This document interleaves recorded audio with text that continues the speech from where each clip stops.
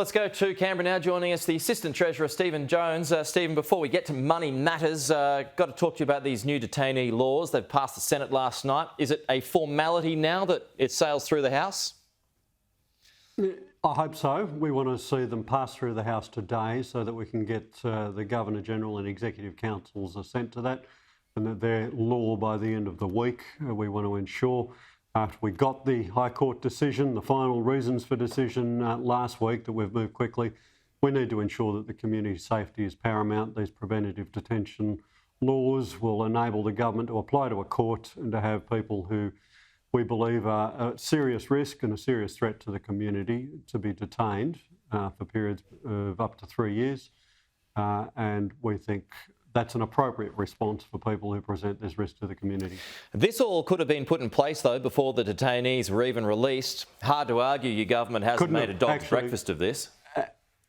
Actually, Pete, I've got to correct you on that, mate. We didn't get the reasons for decision until last week, and it wasn't clear that the High Court was going to allow preventative detention. In fact, there was a lot of speculation based on the decision. I think lawyers. A good lawyer will be prepared for a decision either way, would it not? Look, I think the main thing here is that we've moved. As soon as we got the reasons for decision, as soon as it became clear that preventative detention would be permitted by the High Court, we introduced laws into the Parliament. Very pleased that they passed through the Senate last night. They'll move through the House today.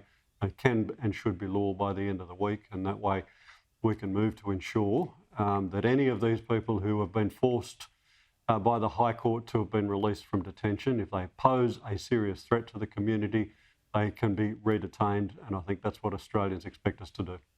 On the federal-state economic stoush, is it as simple as you seeking more cash for the NDIS in exchange for a bigger slice of the GST?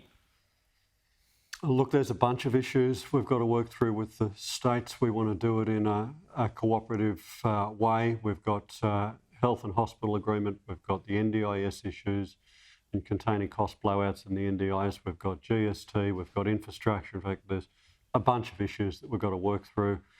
They're all important.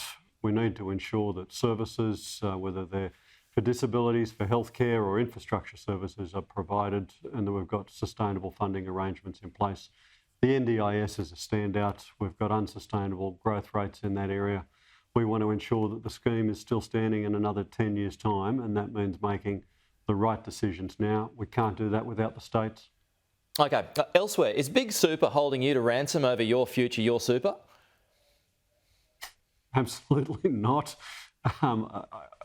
I'm actually a bit of a loss at where that one's come from, Pete. But well, in relation to superannuation, looking at the points in relation to superannuation? Yeah, I'm going from this point. Let me just give you some context for that. So basically, the big super saying, they don't like these annual tests, right? Now they're saying, well, there's no incentives for them to be able to help you with the energy transition. So I'm wondering if there's a quid pro quo there. Let me unpack some of this stuff, mate. The good superannuation funds in the country, and the majority of them accept that having a performance benchmark which holds trustees to account for both their fees and their investment outcomes is a good thing for the system as a whole. It's been in place for 4 years now. I made some tweaks and adjustments to it to remove some They say that's not enough. Outcomes. That was welcome. And I said at the time, this is never set and forget. We've got to ensure that as we are holding trustees to account to get good returns, low fees, that we continually adjust things. And the Treasurer foreshadowed yesterday that we'll look at some of those measurements to ensure that we don't have perverse or unintended outcomes, and we'll do that. But nobody should be under any doubt at all.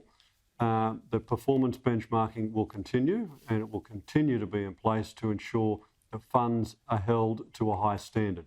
That is a rock solid guarantee. Okay. Stephen Jones, talk to you soon.